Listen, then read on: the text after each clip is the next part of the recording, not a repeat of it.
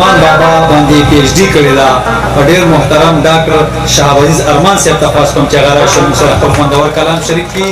رحمان بابا دومره لوی شخصیت دی چې موږ له په دې خبره غور پکار دی چې موږ په رینګ روډ باندې په یو پل باندې د هغه نوم ایښی دی او په دنیا کې د ډېرو وړو خلکو په نومونو باندې یونیورسټۍ جوړې شوي دي. دغه روایت په دې ملک کې هم شته نو جنډې صرف د سیاستدانانو په سر نه دي ولاړې، پکار ده چې په دې خوره کې د رحمان بابا په نوم باندې یونیورسټۍ جوړه شي. او دا ذمهواري یوازې د رحمان ادبي جرګې نه ده چې هغه د وفد په شکل کې حکومت نه غوښتنه وکړي، بلکې رحمان بابا د ټول ولس بابا دی. نو پکار ده چې په دې مطالبه کې موږ تاسو ټول خپل کردار ادا کړو. د غزل مطلب ده چې بېرحمه شي یارانو د دریاب زړه، چې بېرحمه شي یارانو د دریاب زړه، د حباب نه مخکې وچ وي د حباب زړه.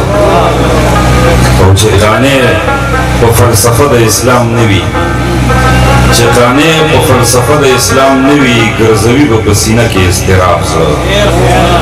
مننه. روح یې مړ زړه یې بیمار، سوچ یې مادي شو. روح یې مړ زړه یې بیمار، سوچ یې مادي شو، چې تړلو یې د غیرو په نصاب زړه. ډېره مننه.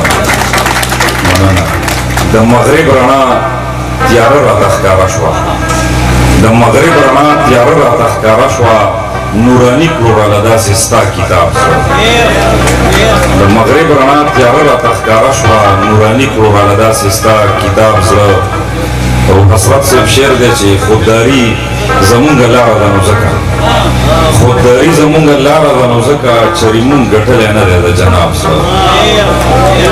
خودداري زمونږ لاره ده نو ځکه چرې مونږ ګټلی نه دی د جناب زړه.